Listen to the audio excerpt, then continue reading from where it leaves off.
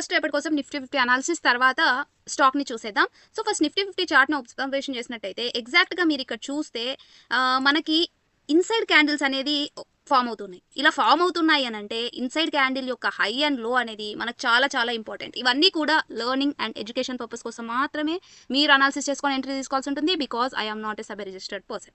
So, inside candles అనేది చాలా చాలా క్రూషియల్ అనమాట ఈ క్యాండిల్. 24th ఫిబ్రవరి ఏదైతే ఫార్మ్ అయిందో ఆ క్యాండిల్ దగ్గర నుంచి 2 డేస్ నుంచి ఇన్‌సైడ్ క్యాండిల్స్ ఫార్మ్ అవుతున్నాయి.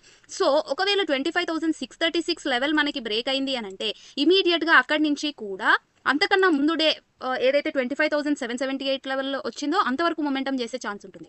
ఒకవేళ బ్రేక్ డౌన్ అయింది అనంటే ఇమ్మీడియేట్ సపోర్ట్ అయిన 25,172 వరకు మొమెంటమ్ డౌన్వర్డ్ చేసే ఛాన్స్ ఉంటుంది. సో, దీన్ని మనం 15 మినిట్స్ టైమ్ ఫ్రేమ్‌లోకి చేంజ్ చేసి అబ్జర్వేషన్ చేసుకోవాలి. ఎప్పుడైనా మనము ఫస్ట్ 1 డే టైమ్ ఫ్రేమ్‌లో అబ్జర్వేషన్ చేసే లెవెల్స్ దాన్ని 15 మినిట్స్‌కి అడ్జస్ట్ చేసుకోవాలి. సో, ఇక్కడ అబ్జర్వేషన్ చేసినట్టయితే 15 మినిట్స్ టైమ్ ఫ్రేమ్‌లో ఈరోజు మనకి ఓపెన్ అయిన క్యాండిల్ దగ్గర నుంచి కూడా క్యాండిల్ హై అండ్ లోని మనం 15 మినిట్స్ టైమ్ ఫ్రేమ్‌లో మార్క్ చేసి పెట్టుకుంటే ఎగ్జాక్ట్‌గా ఈ క్యాండిల్‌లో బ్రేక్ డౌన్ వచ్చిందంటే 11:30కి మనకి ఎంట్రీ ఇచ్చింది.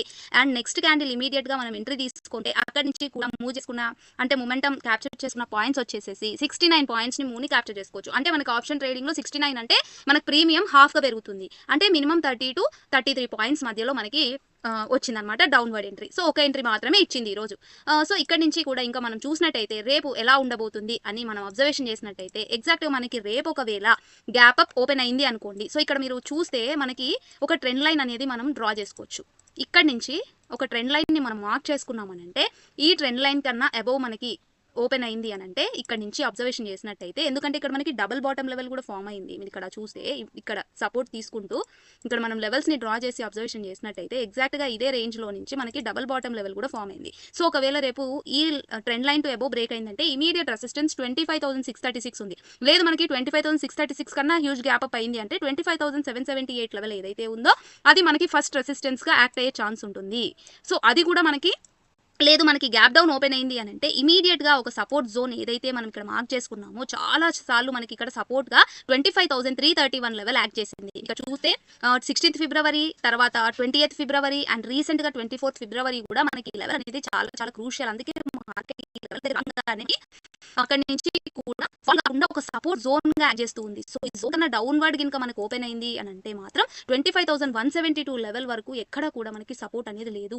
షార్ప్ ఫాల్ వచ్చే ఛాన్స్ ఉంటుంది. సో, రేపు ఓపెనింగ్ ఎలా ఉంటుంది? ఎలా ఓపెన్ అవుతుంది నిఫ్టీ 50 అనేది ఇంపార్టెంట్. సో, మనం గ్యాప్ అప్ ఓపెన్ అయితే డిస్కషన్ చేసుకున్నాం. ఫ్లాట్ ఓపెన్ అయినా డిస్కషన్ చేసుకున్నాం. గ్యాప్ డౌన్ అయినా గానీ డిస్కషన్ చేసుకున్నాం. ఏదైనా సరే ఒక 2 క్యాండిల్స్ సస్టైన్ అయితాయా లేదా అబ్జర్వేషన్ చేసుకొని ఎంట్రీ ప్లాన్ చేసుకోండి తప్ప రష్ అయిపోయి ఎంట్రీ తీసుకుంటే మాత్రం లాసే బుక్ చేసుకోవాల్సి వస్తుంది. సో, నెక్స్ట్ మనము రేపటి స్టాక్‌ని అబ్జర్వేషన్ చేసినట్టయితే ఏసీఐ స్టాక్‌ని ఎందుకు సెలెక్షన్ చేసుకున్నాను నేను పర్సనల్‌గా అనంటే ఇక్కడ నుంచి మనకి మూవింగ్ యావరేజ్‌ని మనం యాడ్ చేసామనుకోండి ఇండికేటర్స్‌లో పోయి మూవింగ్ యావరేజ్‌ని యాడ్ చేసుకుంటే ఎగ్జాక్ట్‌గా ఇది మూవింగ్ యావరేజ్ దగ్గర నుంచి కూడా మనకి దీన్ని చేంజ్ చేయాలి సెట్టింగ్స్. సో, సెట్టింగ్స్‌లోకి వెళ్ళి ఇన్పుట్స్ దగ్గర మనం ఇక్కడ 9 ఉంది కదా! ఆ 9 తీసేసి 20 EMA with a colour change చేద్దాము.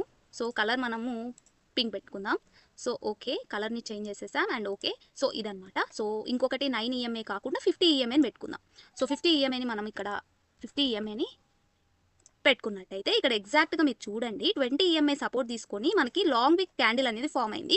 అది కాక మీరు ఇక్కడ అబ్జర్వేషన్ చేసినట్టయితే వాల్యూమ్ అండ్ ఆర్ఎస్ఐ కూడా బుల్లిష్‌గా ఉంది. అండ్ ఇక్కడ ఇంకొక విషయం ఏంటి అంటే మన కన్సాలిడేషన్ రేంజ్ ఏదైతే ఉందో నేను ఇంతకుముందు స్ట్రాటజీలో చెప్పానో ఆ స్ట్రాటజీ అనేది మనకి బ్రేక్అవుట్ అయ్యింది. అండ్ ఈ క్యాండిల్ వచ్చేసేసి మనకి మొమెంటమ్ చేసే ఛాన్స్ ఉంది. అది కాక మనకి ఇక్కడ రెసిస్టెన్స్ బ్రేక్ అయ్యే ఛాన్స్ కూడా ఉంది. ఈ లెవెల్ దగ్గర రెసిస్టెన్స్ బ్రేక్అవుట్ అవుతూ క్యాండిల్ క్లోజింగ్ అయింది. సో, ఇమ్మీడియేట్‌గా మనకి ఇక్కడ నుంచి కూడా నెక్స్ట్ ఎక్కడి వరకు జోన్ ఉందో అంటే మనకి ఇక్కడ నుంచి కూడా ఓన్లీ ఒకవేళ రేపు ఓపెన్ అయితే మనకి ఇక్కడ నుంచి కూడా ఓన్లీ 30 పాయింట్స్ మూవ్ మాత్రమే ఉంది. సో, ఇక్కడ నుంచి మన స్టాప్ లాస్ ఎక్కడ అవుతుంది అంటే ఈ క్యాండిల్ లోలో అంటే ఇక్కడ మన స్టాప్ లాస్ ఎంత ఉంది అని అంటే ఇక్కడ నుంచి చూస్తే స్టాప్ లాస్ వచ్చేసేసి 24 పాయింట్స్ అంటే 1:1 రిస్క్ రివార్డ్ రేషియో అనేది మనకి ఇక్కడ కనిపిస్తుంది. అండ్ అది కాక మనం ఇక్కడ అబ్జర్వేషన్ చేసినట్టయితే ఒకటి హెడ్ అండ్ షోల్డర్స్ ప్యాటర్న్ అనేది కనిపిస్తుంది. Half head and shoulders pattern కనిపిస్తుంది. అండ్ ఇక్కడ క్యాండిల్ కూడా బులిష్‌గా ఉంది.